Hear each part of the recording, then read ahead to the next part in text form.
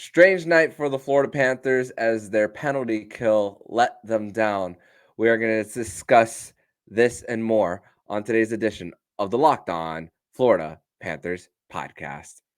Your Locked On Panthers, your daily podcast on the Florida Panthers. Part of the Locked On Podcast Network. Your team every day.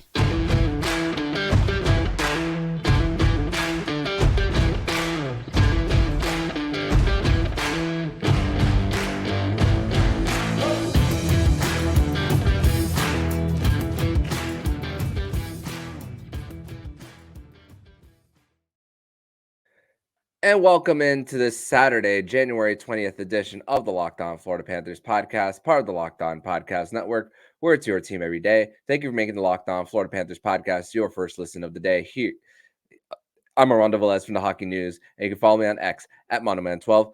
Follow the show account on X and Instagram at LO_FLA Panthers. And shout out to the everydayers who come back here and get your daily Florida Panthers fix.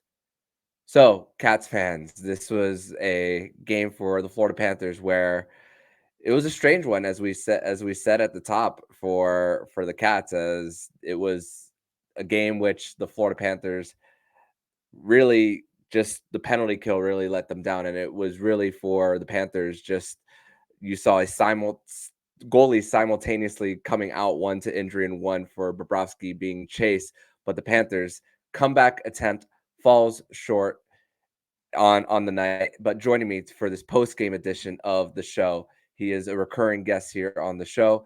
He is Florida Panthers historian Francisco Oporta. Thank you for joining me on the show, even though the Panthers are ending a homestand with 4 points out of 10. Yeah, it's been a rough one ever since they got that losing.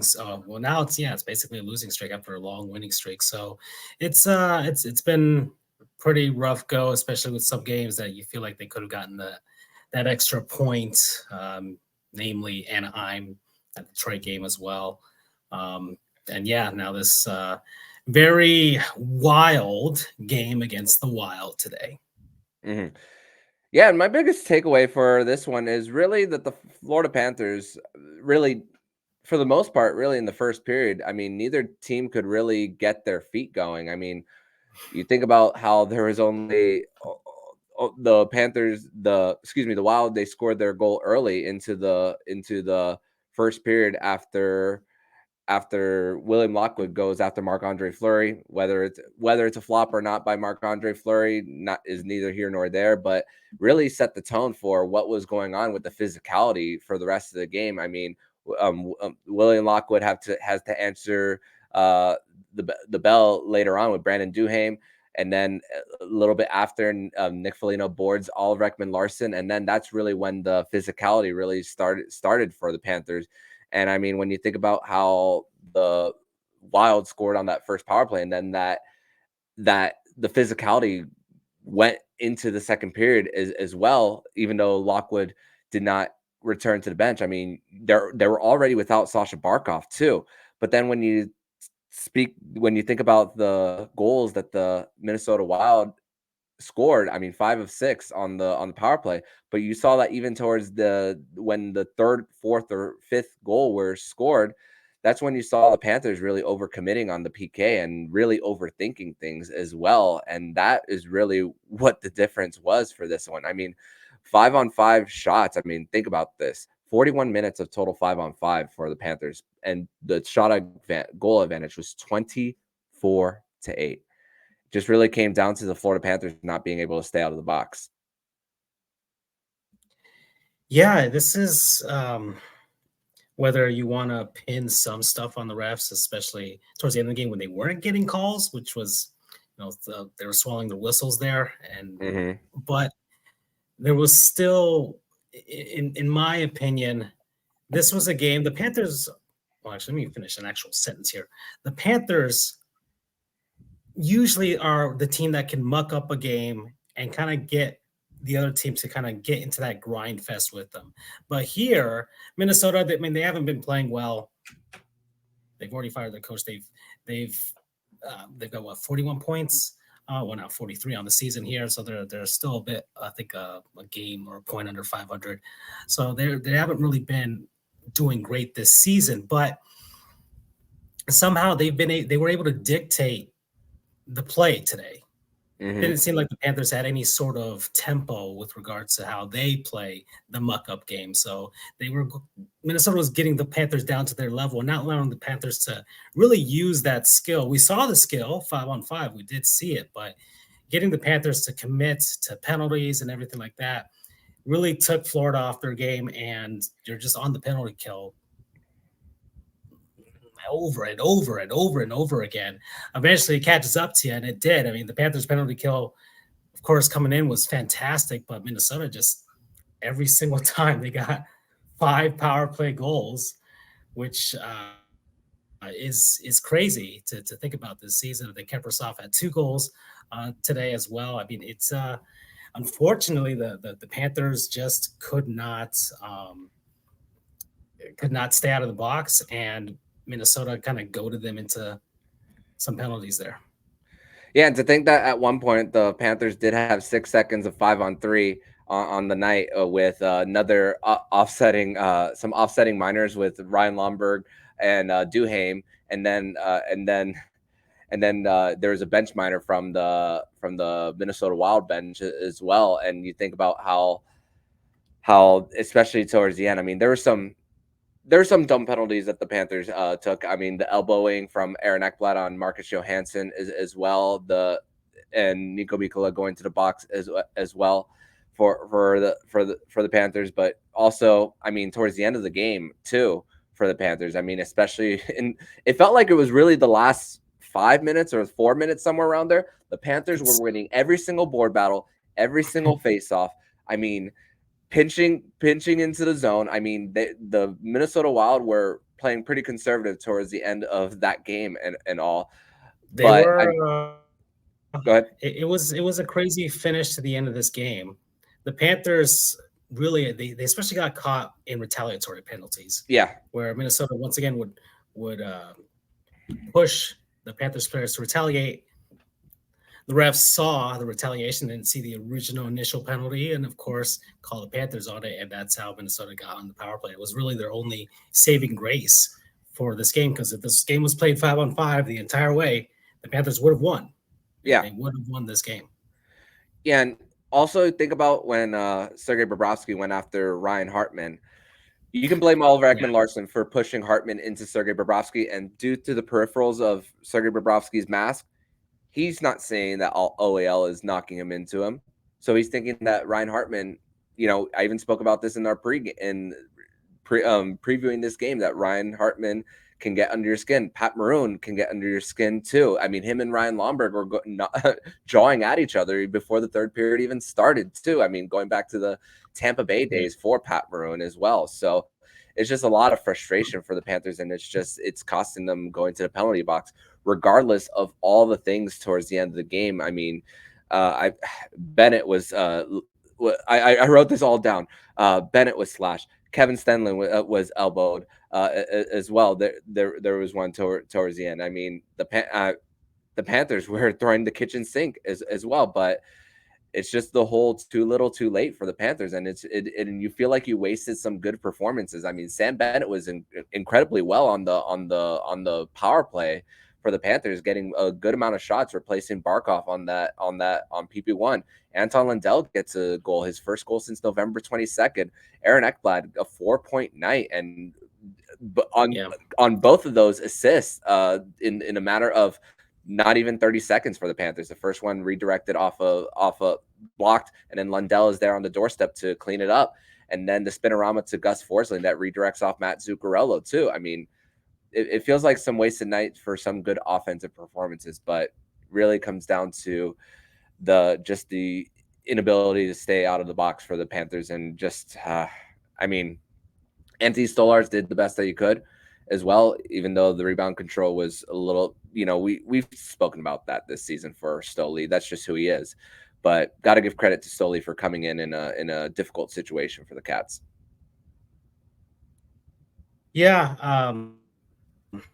Bob had a rough night, but when you're being put on the penalty kill for so many times. It was it's inevitable that's just really hard for them to do. And then to ask the Panthers penalty kill, which has been stellar, of course, to keep doing that over the course of 20 minutes or something like that, then it was a little much there. And of course, Bob did have a self-inflicted wound with the penalty on Hartman, who did actually score on that said power on play that same as well one. for Minnesota. So it stings a little more there as well, just for that alone. And you know, Stolar is coming in. I think the Panthers did get some momentum because Fleury also went out around at the same time that Bob did.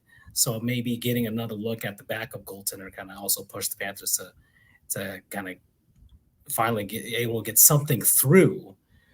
Because if not, you know, I think the game would have been a lot different had Fleury had stayed. Maybe he was healthy. He looked like he was going to basically just allow that one or maybe two goals to the Panthers, given the way he was playing. Yeah. And also the ability to take away Sergei Bobrovsky's eyes too. Joel Eriksson, especially in front for two of those that I could name on the top of my head, and Pat Maroon as well took the eyes away from Sergei Bobrovsky. Excuse me, I believe it was Anthony Stolarz later on in the game as far as the later on into the night. So they were getting just bodies in front and crashing net. And the Florida Panthers, they found a way in their attempt to come back as well. But we're going to transition over to segment number 2. We're going to discuss more of when we thought this game was won or lost. We are going to discuss that and more here on the Locked On Florida Panthers podcast.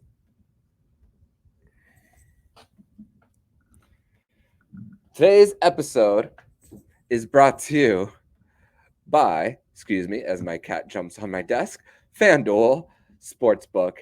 And the NFL season, regular season, has wrapped up, but there's still time to get in on the action with FanDuel, America's #1 sportsbook. Right now, new customers get $150 in bonus bets guaranteed when you place a $5 bet. That's $150 in bonus bets, win or lose. The app is super easy to use, and there's so many different ways to bet, like live same game parlays. Find bets in the new Explore tab. Make a parlay in the Parlay Hub, and it's the best way to find popular parlays. And if you want to sprinkle in some of your bets against a South Florida football rival in the Buffalo Bills this weekend, and put all of them on the Kansas City Chiefs to go on the road and pull off, I guess what you can say, the upset, you could put that all on FanDuel. So visit FanDuel.com/lockedon and make your first bet a layup. That's FanDuel.com/lockedon, official partner of the NFL. Locked On has launched the first ever national sports 24/7 streaming channel on YouTube. Locked On Sports Today is here for you 24/7, covering the top sports stories of the day with the local experts of Locked On, plus our national shows covering every league. Go to Locked On Sports Today on YouTube and subscribe to the first ever national sports 24/7 streaming channel. Back on this Saturday, January 20th edition of the Locked On Florida Panthers podcast. Thank you once again for making the Locked On Florida Panthers podcast your first listen of the day here on a Saturday. And good for me, Francisco, because I got through that ad read while trying to get my cat off the desk at the same time. She likes to do that from time to time. But let's go ahead and talk about when we thought this game was won or lost for the Panthers. In this instance, lost. Going right into the third period, the Panthers were having 48 seconds on left on their penalty kill. And in that same penalty kill, a cross ice feed from Matthew Boldy to Kirill Kaprizov, who ended up getting his 2 goals on the night. But prior to his second goal, moves laterally to his left to make the glove save. And I was thinking at the time, I tweeted, which I actually ended up deleting because they scored. And I said, remember that save for Stolarz. And then a few seconds later, Kirill Kaprizov scores. And that's what made it the 3-goal deficit. And even though the Florida Panthers end up scoring 2 goals in less than 30 seconds after that, it was too little too late. Actually, to be exact, 18 seconds apart for the Panthers there. And I thought that was just, when you think about that much of a lead and that much of a hill to climb, I said going into the third period, the Panthers had to get this to a 1-goal deficit with 10 minutes left. and that was too much of a hill to climb when it was the 5th power play goal for the Minnesota Wild. What was your moment when you thought that this game was lost for the Cats? Well, it was the play that led to that power play for Minnesota. The elbow.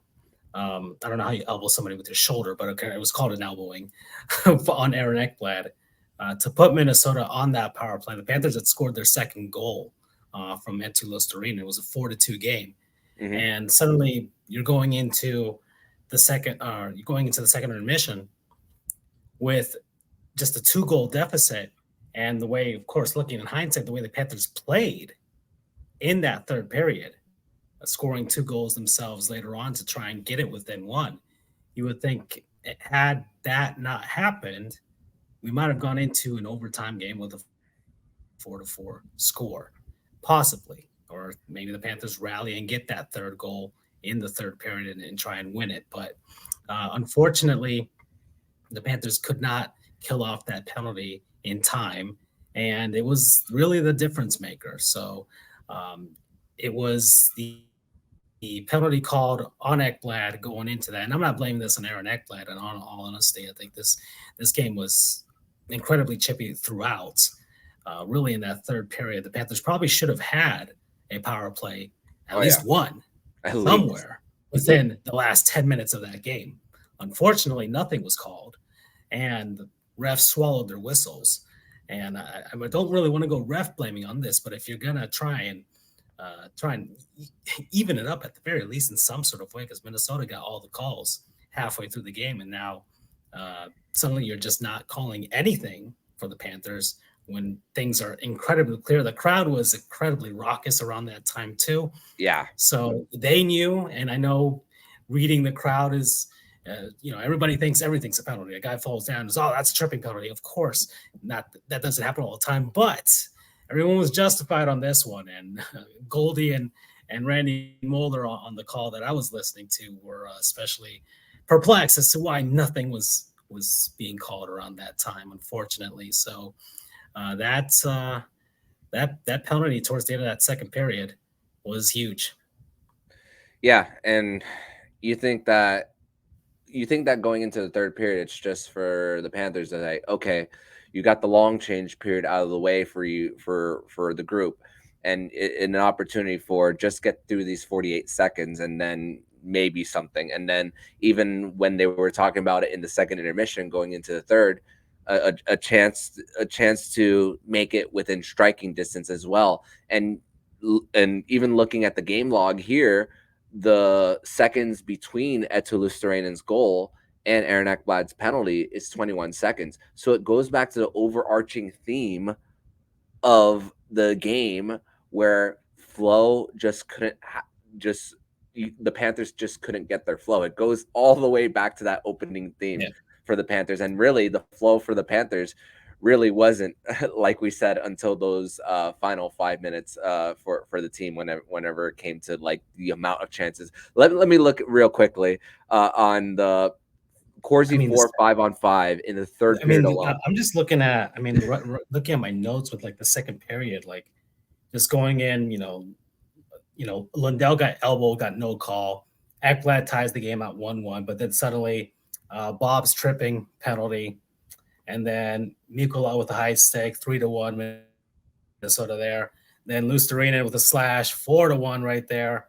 And then, you get that 4-2 score with Luostarinen. But my notes specifically say, like, Minnesota mucking up the Panthers' pace of play. And you go into the third, and very much apparent the Panthers had that possession game going again. Minnesota was just on their heels for the last 10 minutes, just hanging on for dear life. And that empty netter was just a desperation shot off the boards. Yeah, just like Rhino in Game 6 of the Boston series, kind of similar to that as well. So shot attempts at 5-on-5 in the third period were 34-8. Shots on goal were 14-4 in 5-on-5, but mostly the last 3 minutes were 6-on-5 for the Panthers as they pulled Stolarz. And then the empty net goal, 6 out of 6 goals were not at 5-on-5. So 4-0 in for the Panthers there, but still found themselves on the losing end. Unfortunately, Sam Reinhart's goal streak does come to an end, even though he does have an NHL record for that and a Florida Panthers record, passing Pavel Bure as well. So that one unfortunately comes to an end, but he has continued his point streak. That's a good thing for the Panthers, at least in that category. But we're going to transition over to segment number 3, where we're going to break down more of how the Panthers could carry this homestand now that they are going back onto the road, and the mindset all behind it, and what Paul Maurice has said after the game. We're going to discuss that and more here on the Locked On Florida Panthers podcast.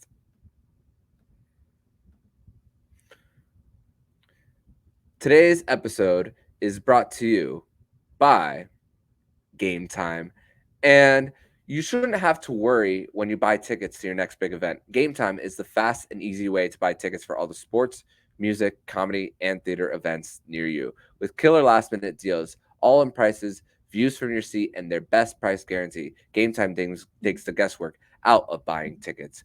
See the view from your seat before you buy so you know exactly what to expect when you arrive. All-in prices show your total upfront so you know you're getting a great deal before you check out. Buy tickets in seconds with just 2 taps. Game Time has the deals on tickets right up to the start of the event, and even an hour after it starts is the best place to find last-minute seats. Find exclusive flash deals and sponsor deals on tickets for football, basketball, baseball, hockey, concert, comedy, theater, and more.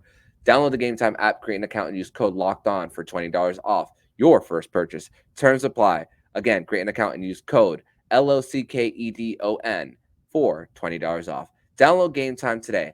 Last-minute tickets, lowest price, guaranteed. Segment number 3 here on this Saturday, January 20th edition of the Locked On Florida Panthers podcast. Thank you once again for making the Locked On Florida Panthers podcast your first listen of the day here on a Saturday edition of the show. So, with the Panthers, this one for this one, Paul Maurice also spoke to the media and once again was asked about the officiating. Did not want to comment about the officiating, but one thing that Aaron Ekblad did say was resilience is part of the quote. Resilience is part of this organization, the culture here. We tried to come back, but fell short today. Close quote. And even Paul Maurice pregame, and even Jeff Trickren pregame too, was talking about none of the Panthers' issues are cultural problems for the team. You think about the homestand as a whole on just the ways that they've lost. It was not one thing that you could point out. They were good in one area, but then poor in another, which the Panthers at even strength against Anaheim were loose with the puck in the neutral zone and their defensive zone. While this one, it was special teams play. Last Saturday against the New Jersey Devils, a whole bunch of high danger chances on Nico Dawes, can't get anything through. And then the Panthers, coming back on the first game with the 2 goals against the LA Kings, struggling to get themselves in the front of the net. But even in this one, for the Panthers, I mean, at times with their power play, it was just the lack of second chance opportunities to make the goaltenders uncomfortable as far as that. But as far as now with the 4 of 10 on the homestand, what's the worry level for you? Well, it doesn't seem like the Panthers are completely out of sorts. I think, there's just 1 or 2 things that kind of go wrong over the course of a game. But I mean, you're coming off a 9-game winning streak, and it's very understandable, especially in this league, that you're going to get caught up with all these other good teams. This wasn't a homestand full of slackers. I mean, the New Jersey Devils definitely are not a slacker team, and the Panthers, of course, start beef with every team. So teams kind of do come into South Florida with a bit of a a chip because the Panthers have already placed that chip before. You know, Minnesota comes in as the second meeting, of course, of the season. Anaheim, of course, had that a lot of bad blood in Anaheim the last time they played as well. So the Panthers always seem to get a rise out of teams. So they'll come into South Florida with that chip there. But yeah, there's not really anything that worries me about the Panthers. I think it's just a matter of, you know, the bounces aren't getting there. Calls aren't going their way in some aspects. I think at the very much least they are still plugging away at their game. And it wasn't like that road trip up into Western Canada and then the Pacific Northwest, where it just seemed like they were out of sorts. You know, the Seattle, Vancouver, Calgary, just that they were kind of getting close, but they just were not clicking. And then eventually they got where they needed to go and then got onto the streak. So I honestly don't have any worry about the Panthers. I think very much so. They're just going to figure it out. They're a very good road team now because of that win streak. They're one of the best in the NHL. Maybe go on the road helps them to kind of reset there. And in all honesty, I think it's just one or two things that just don't go their way, but not really anything that is going to affect them in the long term. At this point, we're in year 2 of the Paul Maurice system, and the Panthers look like they're executing it to a T.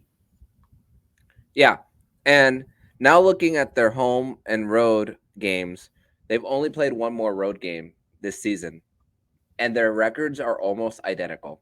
Road record is 14-7-2. Home record is 13-7-2. So you want to perform better at home, of course. The last change before every face-off has a lot to do with it, and as far as matchups and all. So this could be a homestand that might skew the numbers in the different direction. Who knows? We'll see as things will start to equal out.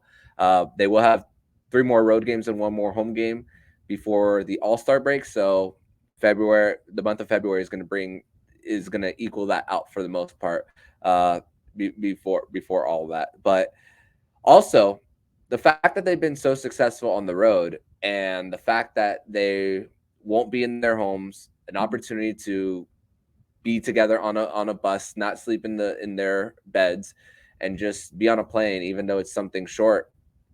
I guess I think that this could be good for the team as far as just having a light conversation. No screaming, no shouting. Just say, hey, we know that we are better than this. They've seen how they could play when they're at the top of their game. I mean, looking back at the 9-game winning streak, as you mentioned too.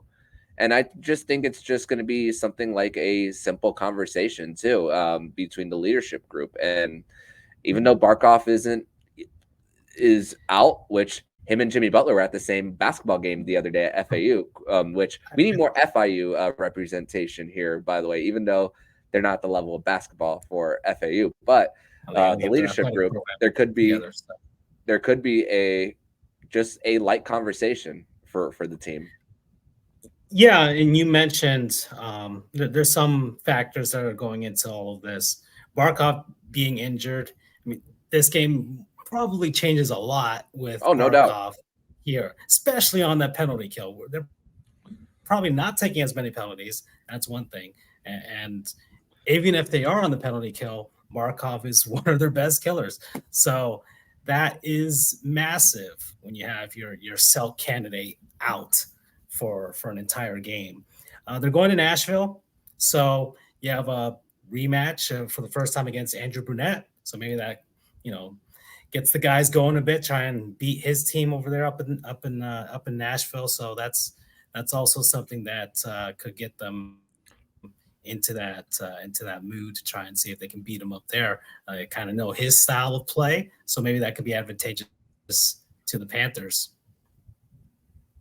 Possibly. Oh, by the way, Anton Lundell on the night, 90% in the faceoff dot, 9 of 10 on the night. It always seems like when Barkov is injured or out during a game, For whatever reason, maybe it's some of that Suomi blood between them, that he seems to be able to step up when Barkov is gone. It just seems to be that way. We are manifesting for it Yeah. to happen when he does come back. I mean, playing with Sam Reinhart, someone that he's used to in years past, is definitely a big plus for him, and as well as like rejuvenating his game. But obviously, definitely hoping that we see that more of Anton Lindell if he does return on that third line with Etu Lustrian, and maybe if Nick Cousins does in fact come back sooner rather than later, which he was seen in a gold non-contact jersey just the last few days. But Francisco, I want to thank you so much for joining me once again on another post-game edition of the Locked On Florida Panthers podcast. Unfortunately, this one comes with a loss as the Florida Panthers finish a four points out of 10 on the homestand right before going back out on the road. So tell everybody where they can follow you and your work online, my friend.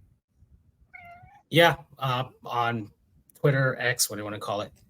FLA Cats History. I just released 2 merch lines for the first time for this. You can see one of them in the background over here, which is the "What if the Florida Panthers had a Marlins style logo at the beginning of their history?" It's basically a mix of today's era with the F from the Florida Marlins logo. Looks pretty cool. I think a lot of people really liked it. So, and I also released a seating map of the old Miami Arena as well for people that want to reminisce about that. So that's cool. And of course, I got my Marlins stuff at Marlins History as well, wherever you can find it. And yeah, so that's where you can find me when I'm doing. Yeah, and all that link will be in the show description right below on the YouTube and on audio, so we could give Francisco a little bit of a plug as well. So thank you, my friend, and I will see you next time, dude. All right. Take care. And if you like what you're hearing, please subscribe to the podcast to be notified every single time the Locked On Florida Panthers podcast jumps into your podcast feed. Don't forget to also subscribe to the other shows on the Locked On NHL network, including Locked On NHL, Locked On Fantasy Hockey with Flip Livingstone and Steel Roden, and Locked On NHL Prospects. Thank you once again for making the Locked On Florida Panthers podcast your first listen of the day. So I'm Armando Velez with Francisco Oporta. And you've been listening to the Locked On Florida Panthers podcast, part of the Locked On Podcast Network, where it's your team every day.